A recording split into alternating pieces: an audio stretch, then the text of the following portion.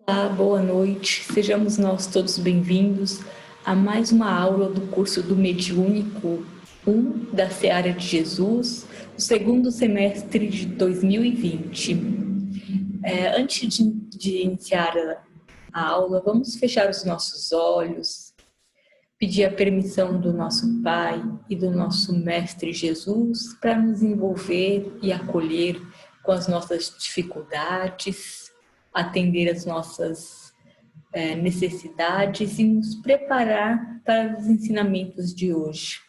Que possamos também pedir por todos aqueles que se encontram acamados, doentes do corpo ou da alma, para que sejam amparados com a misericórdia divina e que todos nós possamos aprender com esta situação que passamos. Que assim seja, graças a Deus. A aula de hoje, o tema vai falar sobre psicografia, pneumatografia, pneumatofonia e as comunicações de espírito, comunicações prematuras. A gente precisa relembrar um pouquinho antes como que surgiram as primeiras comunicações no espiritismo, para reforçar, ou melhor, como foi chamada a nossa atenção no espiritismo para que fosse estudado esses acontecimentos que desde que fomos criados acontecem, que é a nossa ligação entre o plano material aqui dos encarnados e a do plano espiritual, que é o mundo no qual nós vivemos. Vamos aqui então. Primeiro eu vou passar a bibliografia, porque como vai ser mais comentado, eu não vou ficar fazendo citações, eu já vou deixar aqui organizadinho tudo que for, os capítulos que foram estudados do livro dos médiuns, do livro do curso de educação mediúnica, para que em qualquer situação vocês possam consultar essa bibliografia. Como começou? A gente lembra que por volta de 1800, meados de 1800, começaram um grande movimento de batidas, de repercussão de conversas, supostamente com mesas que respondiam, barulhos e tudo mais. Então, o toque-toque, o pão e por aí afora. A partir dessas batidas, começou-se a desenvolver um tipo de comunicação, a princípio bem rudimentar, que eram através do número de batidas, para identificar as letras e formar palavras, e aí um pouquinho depois o fenômeno das cestas, em que os médiums, as pessoas sentavam-se, encostavam a mão umas nas outras e na cesta para começar a escrita, porque não entendiam muito bem qual era o procedimento. Foi um modo encontrado que os espíritos se utilizaram para chamar a nossa atenção e aí então codificar, começar a implementar um estudo sistemático sobre esse tipo de comunicação e aprimorar.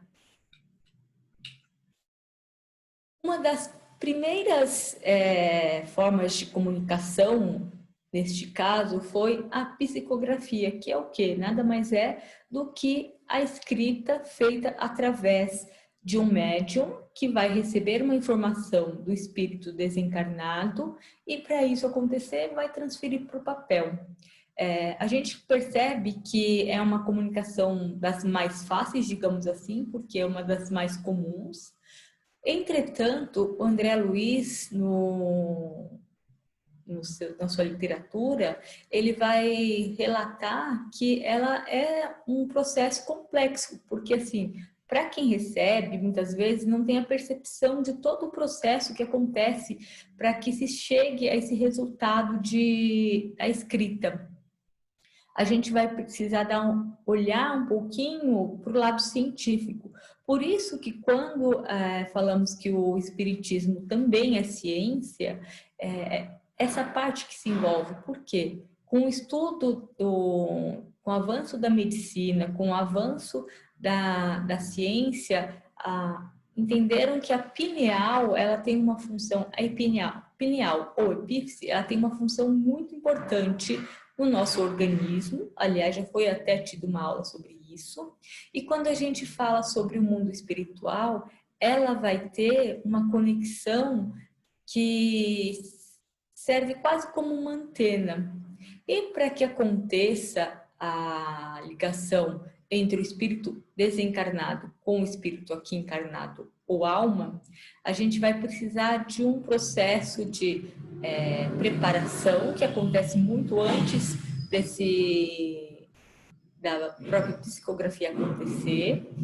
Normalmente, a gente entende que todos nós somos médiums e que já temos algum tipo de mediunidade que vem com a gente, sendo ela de origem orgânica, e que ao decorrer da nossa vida a gente vai poder trabalhar com elas, educá-las de uma forma mais correta, e cada um vai ter a sua capacidade. Então, não é uma coisa que a gente possa desenvolver ou adquirir, já é um bem adquirido, um dos nossos talentos, que ao decorrer do percurso da existência a gente pode fazer uso ou não, um uso adequado ou um uso incorreto, e aí cada um de nós vai responder pela forma que utilizou esse recurso. Conta-nos que a preparação para que uma psicografia aconteça ocorre muito antes mesmo da gente imaginar que vai fazer esse trabalho, que vai ter essa vontade de escrever. Porque o plano espiritual ele precisa organizar através do quê?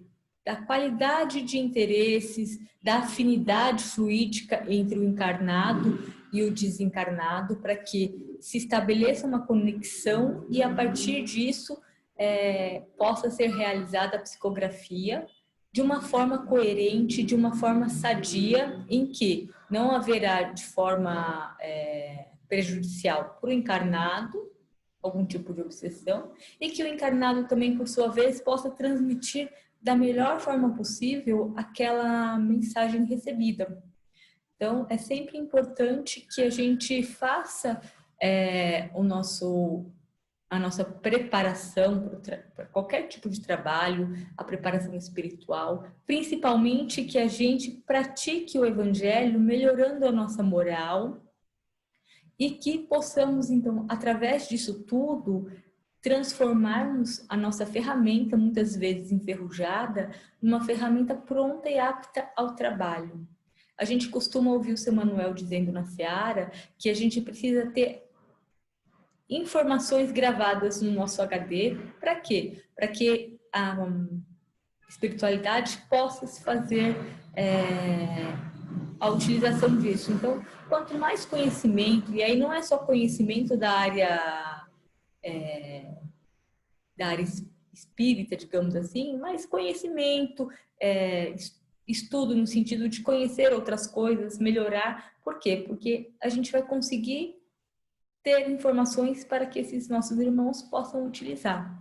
Então, a gente sabe que a psicografia é um fenômeno físico também, então vai precisar de uma conexão, de uma corrente elétrica que vai ser feita entre o desencarnado e o encarnado para que isso ocorra.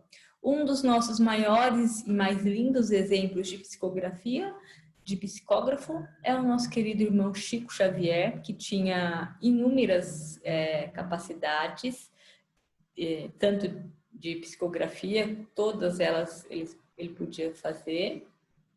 E hoje em dia também bastante divulgado, conhecido o nosso irmão e querido Divaldo Pereira Franco, que através da sua psicografia ele vem nos instruir com os livros, com os ensinamentos. E o Chico Xavier ele trouxe duas situações. Uma em que ele consolava através das cartas direcionadas aos familiares, e a outra através dos livros, assim como Divaldo Pereira Franco.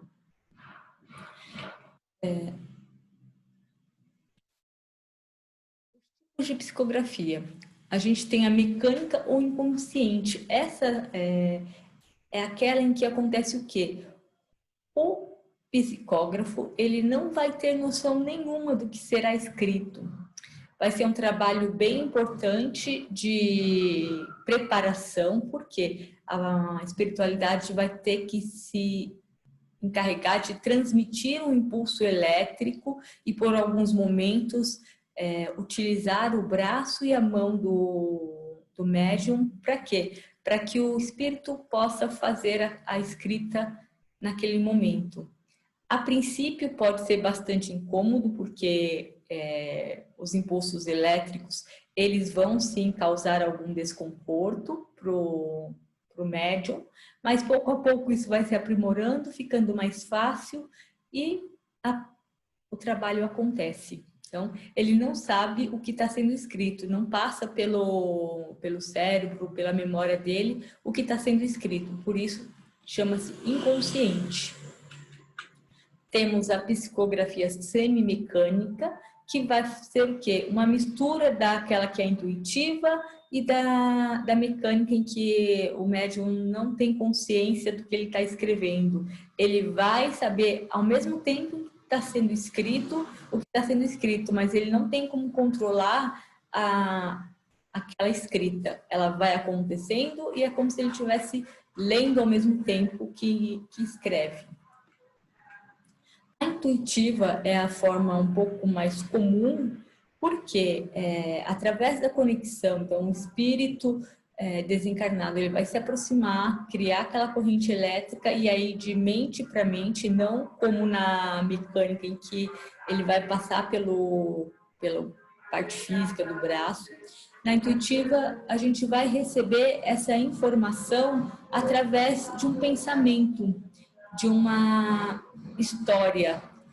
A gente vai se conectar com o nosso irmão, fazer uma prece, se preparar para o trabalho, e aí vai começar a receber aquela informação. E aí é muito importante que se tenha a disciplina e se tenha o estudo para que essa comunicação possa ocorrer da forma mais real do que o Espírito nos encaminhou. Por quê? Se a gente não tiver esse cuidado, podemos distorcer palavras, distorcer o que o nosso querido irmão ou irmã veio nos dizer, por falta muitas vezes de conhecimento, não por maldade. Então, ela é um tipo de psicografia, de mediunidade, que requer um pouquinho mais de atenção para que a gente possa, de fato, prestar um bom trabalho à espiritualidade. Como dizia Chico Xavier, ele era uma máquina de datilografia. Então, ele procurava, ele transmitia exatamente aquilo que ele recebia. O psicógrafo não tem, e assim como na mediunidade, nós não temos nenhum mérito por isso, todos os médiuns são apenas o quê? Intérpretes entre o espírito e a comunicação que ele deseja fazer. E temos também a psicografia por inspiração. Essa é diferente das outras três. O que acontece? Nas outras três serão necessários que o médium escreva. Ele tem essa necessidade. Por inspiração, ele vai receber uma informação, mas ele vai acabar não tendo essa necessidade, esse desejo de escrever. Ela acontece também mais facilmente, mas ela não requer necessariamente que seja escrito. E uma observação, porque assim, dentre os tipos de mediunidade, de psicografia, vão existir uma infinidade de recursos ali. E uma das mais interessantes são os médiuns polígrafos. Por quê? Nesse caso, normalmente quando vai se fazer uma psicografia, pode ser a letra do médium mesmo, que vai aparecer ali escrevendo. Em outras ocasiões, a letra vai mudar e vai ser a mesma letra que a do espírito quando estava encarnado. E a gente tem até um fato curioso que em uma das psicografias de Chico Xavier chegou a ser utilizada como prova em um julgamento. Por quê? Conseguiu, através da lei, provar que aquela escrita que foi deixada através do médium Chico Xavier era a mesma letra, a mesma assinatura da pessoa em questão que tinha sido assassinada e estava lá contando o relato de quem tinha sido, que aquela pessoa que estava no julgamento não era a pessoa que tinha cometido o crime e coisa e tal. Então, essa capacidade de mudar o tipo de letra acontece muitas vezes, mas é bastante comum, mas principalmente, por exemplo, vemos com Chico Xavier, que teve essa capacidade de transmitir exatamente a mesma letra que o espírito usava aqui quando estava encarnado. Quando a gente lembra que o espiritismo ele é consolador, essa é uma das formas mais bonitas que a gente encontra de mostrar isso. Por quê? Quem de nós aqui não adoraria receber uma comunicação, uma carta de um ente querido, saber como que ele se encontra e tudo mais? E isso é acalentador. Isso não vai fazer o nosso ente querido voltar, mas ele vai fazer com que a gente tenha certeza que ele se encontra bem, que a vida segue e que nós aqui também temos que cumprir a nossa jornada. Agora a gente vai passar para pneumatografia, ou, como diz, separando aqui as palavras, um sopro, uma escrita através de um sopro. Na psicografia, a gente tem a necessidade real do médium para fazer esse tipo de comunicação, porque ele vai ser o intérprete, e nessa, diferente da psicografia, não será necessário o médium como agente de escrita, agente de transformação. Precisa-se do médium, mas ele vai ser como o servidor de uma energia. Um dos primeiros exemplos que nós temos contatado realmente desse tipo de mediunidade, porque a gente sabe que a mediunidade, desde que a gente existe, desde que o mundo existe, acontece, a gente vai ver lá atrás com Moisés, quando ele vai ter que escrever os 10 mandamentos, que ele faz o retiro, sobe ao monte e lá, em concentração, vai acontecer que esse fenômeno da pneumatografia que vai escrever nas pedras os 10 mandamentos. Então já mostra que isso vem acontecendo desde sempre e Kardec, como a gente sabe, ele vai organizar essas informações e dar orientações de como a gente pode proceder para transformar e trabalhar a mediunidade de uma forma assertiva. Então, a gente já tem aí um Moisés falando disso, mostrando essa situação lá nos 10 mandamentos, e no decorrer da história, quando a gente vai estudando a própria Bíblia, os evangelhos, a gente vê outras situações, outros exemplos que acontecem. Atualmente, esse é um tipo de psicografia, pneumatografia, ele não acontece muito porque já não tem tanta necessidade. Quando a gente vai descobrindo o mecanismo da mediunidade, fazendo o estudo e usando, por exemplo, a psicografia, é muito mais fácil que isso aconteça. Quando o Kardec começou a estudar, ainda era muito comum que acreditassem que precisava do médium ali presente e constante. Então, o que eles faziam? Eles colocavam uma folha em branco guardada numa gaveta, numa caixinha, e ficavam por perto e acreditavam que, em alguns casos no começo, eles deixavam até um lápis para mostrar, eles achavam que era o espírito vinha, manipulava o lápis, assim como eles faziam na época das mesas girantes, para fazer a escrita. E aí foram percebendo que não. Por quê? A cor da tinta impressa no papel não era a mesma do lápis. Então começaram-se a estudar que não era necessário a presença do médium e muito menos do lápis. E que aquela tinta que ali era apresentada diferia de algo que a gente conheça aqui, de algum produto material do mundo dos encarnados. E quando a gente começa a estudar a codificação, a gente vai ver, por exemplo, no item 78, Laboratório do Mundo Invisível, que até foi a aula anterior que a Juliana nos apresentou, eles conseguem manipular esse tipo de material, elemento primitivo, e transformar em inúmeras coisas. Dentre elas, neste caso, da pneumatografia, a tinta que vai ser ali impressa no papel. Normalmente, nesse tipo de comunicação, as palavras são curtas, ou as frases são bem curtas, porque o objetivo aí é ser sucinto. É através da psicografia que a comunicação vai acontecer melhor. Então, a gente percebe que qual é o tipo de comunicação que vai receber aí? Ou frases bem curtas ou palavras com o intuito apenas de fazer o quê? Que a gente perceba que aquilo é real, que aquilo é verdadeiro. De qualquer forma, a gente entende que não é uma mediunidade que a gente possa pedir e ela vai acontecer. Ela acontece espontaneamente.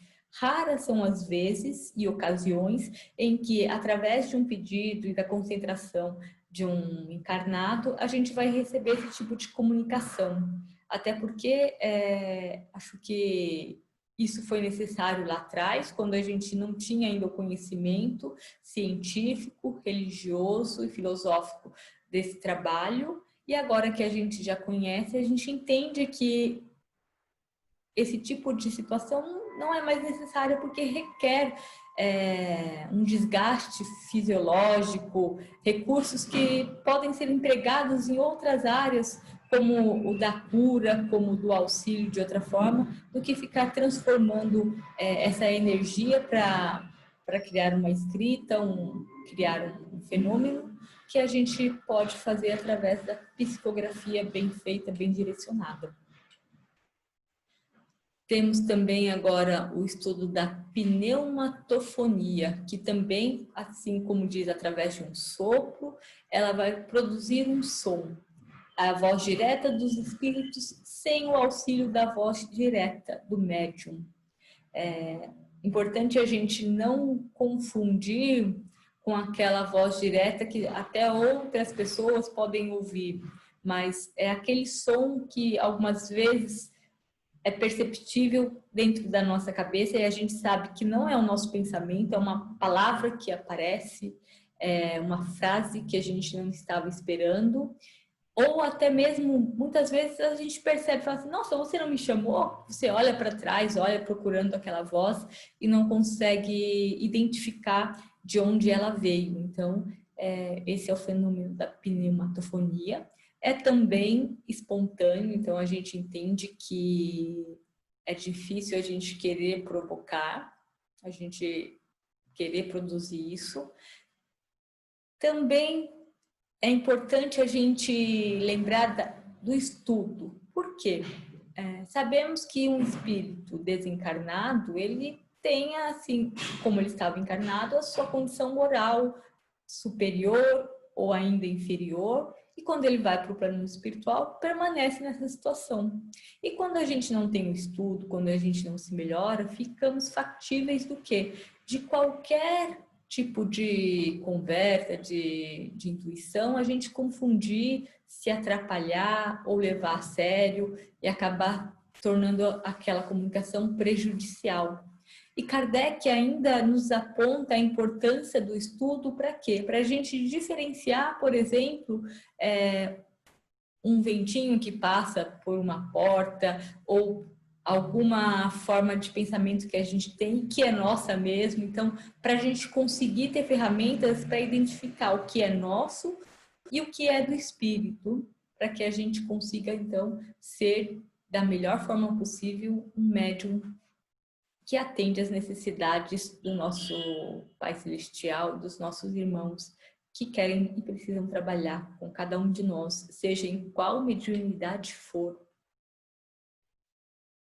E lembrando do Espiritismo como consolador prometido, a gente já entendeu aqui um pouquinho sobre a psicografia, o trabalho que ela pode nos trazer de auxílio, de amparo com os nossos irmãos, e com nós mesmos, né? Porque para a gente se melhorar é preciso que, para a gente ser trabalhador, é preciso que a gente se melhore. E o que é uma comunicação prematura? Dá a impressão de que é uma criança que desencarnou cedo ou de que é um espírito jovem, mas nada mais é do que o desencarnar. Vamos relembrar o que é o desencarne. Quando a gente desencarna, nem sempre a gente tem a percepção disso. A pessoa que passou pelo processo de desencarne, muitas vezes ele nem percebeu que desencarnou. Então, precisa de um processo de readaptação daquele nosso irmão, daquela nossa irmã que chegou no plano espiritual. André Luiz, ele relata que ele demorou um tempo para perceber isso e para conseguir se organizar. E assim somos todos nós, que já desencarnamos inúmeras vezes e desencarnaremos outras tantas.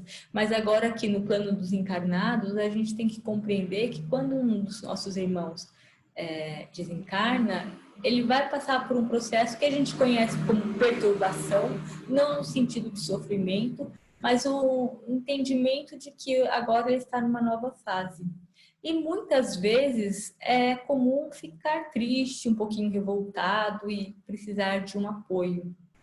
Quando o André Luiz teve a oportunidade de voltar para a casa dele para rever a família, ele ficou triste, ele ficou um pouco bravo, porque eles tinham seguido a vida, tomado algumas decisões, tido outros relacionamentos, e isso abalou profundamente o seu estado psíquico. Quando a gente fala de comunicação prematura, a gente tem que pensar que, assim como nós aqui temos a saudade, temos o desejo de saber como o outro está, o nosso irmãozinho lá do outro lado também o deseja.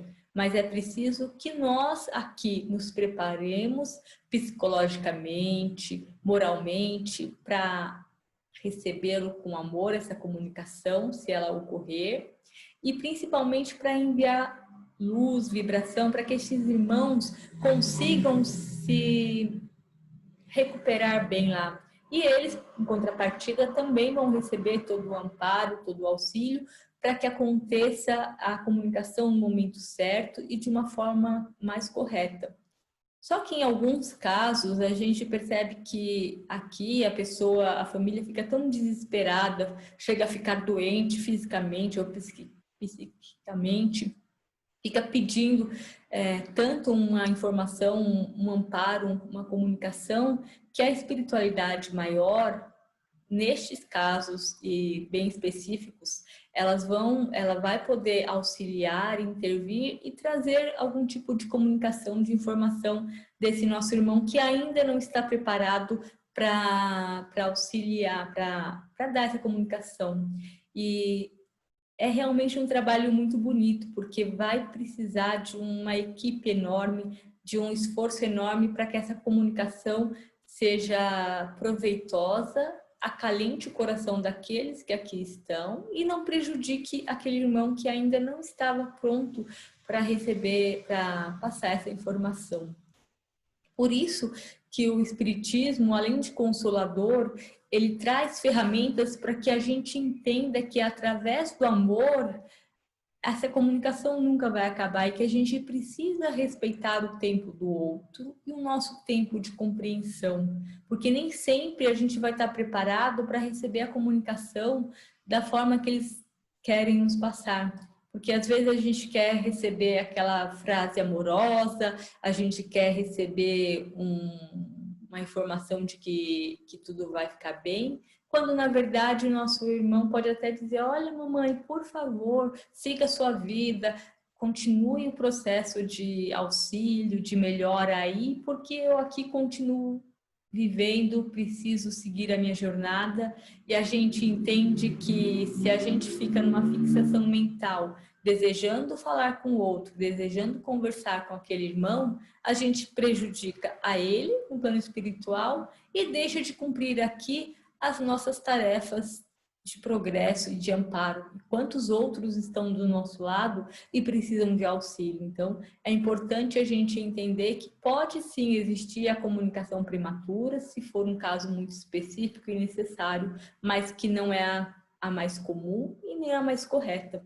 Por isso, irmão, vamos nos instruir e nos amar como Jesus nos amou, para que a gente saiba respeitar isso e fazer o nosso melhor. Como diz aqui a legenda, o amor é a comunicação de ambas as partes. Então, muitas vezes não serão necessárias palavras, alguém nos dizendo que o nosso irmão tá bem ou não. É o amor que a gente vai emanar, aquela luz que a gente vai desejar para que o outro receba com todo carinho e siga a sua jornada lá e nós possamos seguir a nossa jornada aqui. E aí, para terminar a aula, a gente vem com o nosso querido Divaldo Pereira Franco, com a frase: não te canses de amar, nem te recuses a servir. A verdadeira felicidade pertence sempre àquele que trabalha e semeia a luz pelo caminho em sombras. E o trabalho da psicografia, pneumatografia, pneumotofonia e qualquer outro trabalho de mediunidade é simplesmente o trabalho de amor. Quando a gente emprega o amor, a gente vai estar fazendo o trabalho com Jesus. Seja num olhar, seja numa palavra, seja num bom dia, ou simplesmente numa vibração de pensamento. Estaremos trabalhando a nossa mediunidade com Jesus. Muita paz e que Jesus acolha a você e toda a sua família, para que juntos possamos progredir nesse universo. Que assim seja, graças a Deus.